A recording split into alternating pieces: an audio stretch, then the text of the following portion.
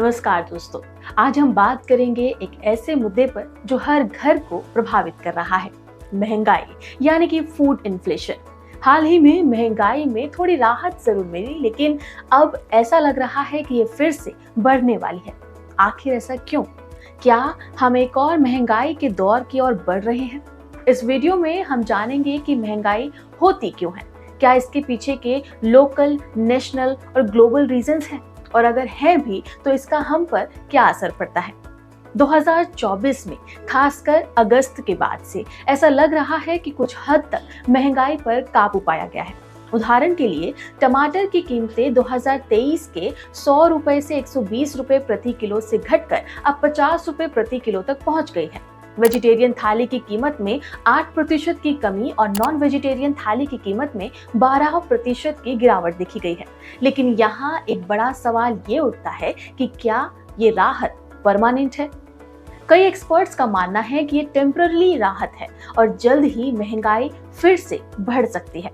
आइए समझते हैं कि इसके पीछे कौन कौन से कारण काम कर रहे हैं। लोकल लेवल पर महंगाई के बढ़ने के कई कारण होते हैं, जिसमें से पहला कारण है वेदर इश्यू। भारत के कई हिस्सों में पिछले साल के खराब मौसम के कारण फसलें बर्बाद हो गई थी।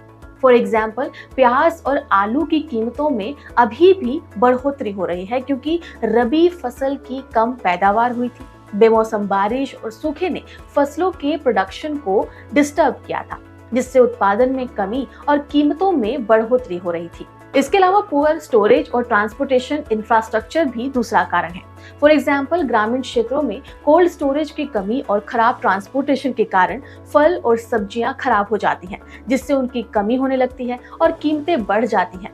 इससे स्थानीय स्तर पर उत्पादों की मांग और आपूर्ति का संतुलन बिगड़ जाता है। हम बात करेंगे उन राष्ट्रीय रीजंस यानी नेशनल रीजंस की जो इस बढ़ती महंगाई के लिए जिम्मेदार होते हैं। देखिए, किसानों के लिए खाद, बीज और डीजल की बढ़ती कीमतें भी महंगाई को बढ़ाने का एक बड़ा कारण है। एग्जाम्पल के तौर पर अगर देखें तो पिछले साल डीजल की कीमतें बढ़ने से किसानों के लिए फसल की पैदावार और बाजार तक उसको पहुंचाना बहुत महंगा हो गया था, और इसका सीधा असर कंज्यूमर्स पर पड़ा था क्योंकि ये कॉस्ट बढ़ने से एग्रीकल्चरल प्रोडक्ट की कीमतें भी बढ़ी थी। इसके अलावा सरकार की आयात निर्यात नीतियां भी खाद्य महंगाई को प्रभावित करती है। सरकार ने 2023 में कई एग्रीकल्चरल प्रोडक्ट्स के निर्यात पर बैन लगा दिया था ताकि डोमेस्टिक मार्केट में उसकी अवेलेबिलिटी बढ़ सके और कीमतें काबू में रहें। इसका असर ये हुआ कि प्रोडक्ट सप्लाई इंटरप्ट हो गई थी, जिससे उनकी कीमतें बढ़ गई थी। इसी तरह कभी कभी इंपोर्ट ड्यूटी बढ़ाकर या फिर घटाकर सरकार कोशिश करती है कि डोमेस्टिक लेवल पर फूड स्टफ सस्ते हो जाए, लेकिन ये नीति पूरी तरह से सफल नहीं हो पाती है। इतना ही नहीं, बल्कि भारत के ग्रामीण क्षेत्रों से लेकर शहरों तक फूड सप्लाई चेन में अक्सर जो डिस्टर्बेंस देखने को मिलता है वो कई बार बिचौलियों के वजह से भी होता है। बिचौलिया किसानों से सस्ती दरों में सामान खरीदते हैं और बाजार में महंगे दामों में बेचते हैं। इससे उपभोक्ताओं को महंगी चीजें मिलती हैं, जबकि किसान को उसका सही प्राइस भी नहीं मिल पाता। आलू और प्याज जैसी जो चीजें हैं जिनका प्रोडक्शन किसानों से कम दाम पर लिया जाता है, लेकिन बाजार में वो पहुंचते पहुंचते कई गुना महंगी हो जाती हैं। भारत के अलावा वैश्विक स्तर पर भी कई ऐसे कारण होते हैं जो महंगाई को बढ़ा देते हैं, जिसमें सबसे पहले नंबर पर ग्लोबल लेवल पर फ्यूल प्राइस में उछाल का सीधा असर हमारे देश के खाने पर दिखाई देता है। जब कच्चे तेल की कीमतें बढ़ती हैं तो ट्रांसपोर्टेशन और लॉजिस्टिक्स की भी लागत बढ़ जाती है। इस वजह से फूड आइटम्स को एक जगह से दूसरी जगह तक पहुंचाना बहुत महंगा हो जाता है, जिससे कीमतें बढ़ जाती हैं। 2024 में कच्चे तेल की वैश्विक कीमतों में बढ़ोतरी का असर भारत पर भी पड़ा था, जिससे डोमेस्टिक लेवल पर फ्यूल और ट्रांसपोर्टेशन कॉस्ट में बढ़ोतरी हुई और फूड इन्फ्लेशन को भी बढ़ावा मिला। इतना ही नहीं, ग्लोबल ट्रेड वॉर्स और इंपोर्ट एक्सपोर्ट पॉलिसीज में भी इंस्टेबिलिटी से भारत में कई प्रोडक्ट सप्लाई पर असर देखने को मिलता है। अगर भारत और किसी दूसरे देश के बीच बिजनेस पॉलिसीज में बदलाव होते हैं तो इससे दोनों देशों के बीच एग्रीकल्चरल प्रोडक्ट की सप्लाई में रुकावट आ जाती है। उदाहरण के लिए, जब भारत और दूसरे देशों के बीच निर्यात पर शुल्क बढ़ते हैं तो भारत को उन वस्तुओं को महंगे दामों पर खरीदना पड़ता है। आपको ये भी जानकर हैरानी होगी कि जलवायु परिवर्तन का असर न सिर्फ भारत में बल्कि पूरे विश्व पर फूड प्रोडक्शन पर पड़ रहा है। 2023-24 में अमेरिका और यूरोप के कई हिस्सों में तेज गर्मी और बाढ़ जैसी घटनाओं ने ग्लोबल फूड सप्लाई पर असर डाला। इससे भारत को भी इंपोर्टेड फूड महंगे मिलने लगे। इसके अलावा ग्लोबल सप्लाई चेन में रुकावटों के कारण समय पर डिलीवरी नहीं हो पाई, जिससे ग्लोबल मार्केट में महंगाई बढ़ी और इसका असर भारत पर भी देखने को मिला। हम सब जानते हैं कि महंगाई का सबसे गहरा असर आम लोगों पर पड़ता है। आपको जानकर हैरानी होगी कि जब खाने की चीजों की कीमतें बढ़ जाती हैं तो कई परिवार पोषक आहार जैसे फल, सब्जियां और दालों का सेवन कम कर देते हैं।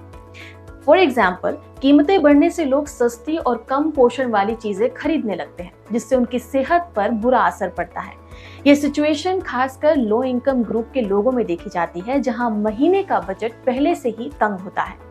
यहाँ तक कि जब लोगों को खाने पीने की चीजों पर ज्यादा खर्च करना पड़ता है तो ये स्वास्थ्य, शिक्षा और दूसरी जरूरी चीजों में कम खर्च करने लगते हैं। एक रिपोर्ट के अनुसार 2024 में 60% भारतीय परिवारों ने अपने मंथली फूड बजट में बढ़ोतरी की है, जिससे वे दूसरी जरूरी चीजों पर कम खर्चा कर रहे हैं। लगातार बढ़ती कीमतें और महंगाई का लोगों की मेंटालिटी पर भी असर पड़ता है। लोग हर महीने की खरीदारी के दौरान इस असमंजस में रहते हैं कि आने वाले समय में क्या ये सामान और महंगा होगा, जिससे उनकी चिंता और उनका तनाव बढ़ जाता है। ऐसे में सवाल उठता है कि इस महंगाई से निपटने के लिए क्या किया जाए। देखिए, इसके लिए सबसे जरूरी है कि सरकार को अपनी नीतियों में बदलाव करना होगा ताकि महंगाई पर कंट्रोल पाया जा सके। जैसे प्याज और दूसरी चीजों की कीमतों में काबू लाने के लिए सरकार ने हाल ही में बाजारों में प्याज बेचने के लिए आपूर्ति बढ़ाने का कदम उठाया है। इसके अलावा MSP यानी कि मिनिमम सपोर्ट प्राइस बढ़ाकर किसानों को उनके उत्पाद का सही मूल्य देने की दिशा में कदम उठाए गए हैं। इसके अलावा बर्बादी रोकने और सप्लाई बेहतर करने के लिए सरकार को स्टोरेज और ट्रांसपोर्टेशन में सुधार करना होगा। ग्रामीण इलाकों में ठंडे भंडारण यानी कि कोल्ड स्टोरेज की सुविधाएं बढ़ाई जाएं ताकि फसलें खराब ना हो और उनकी कीमतों में कोई भी किसी भी तरह का उछाल ना देखा जाए। साथ ही उपभोक्ताओं को भी कुछ बदलाव करने की जरूरत है ताकि वे महंगाई का असर अपने ऊपर कम कर सके। मौसमी फसलों और लोकल क्रॉप्स का ज्यादा इस्तेमाल करें, जिससे लागत कम रहे। इसके साथ ही खाने की बर्बादी को होने से भी रोकना जरूरी है। दोस्तों, महंगाई का असर हर किसी पर पड़ रहा है, लेकिन हमें इससे निपटने के लिए मिलकर काम करना होगा। हमें अपनी आदतों में बदलाव लाना होगा और सरकार से भी उम्मीद करनी होगी कि वे सही कदम उठाए। अगर आप भी इस महंगाई से प्रभावित हैं तो कमेंट सेक्शन में अपनी राय जरूर बताएं। वीडियो को शेयर करें ताकि ये जानकारी ज्यादा से ज्यादा लोगों तक पहुंच सके। नमस्कार।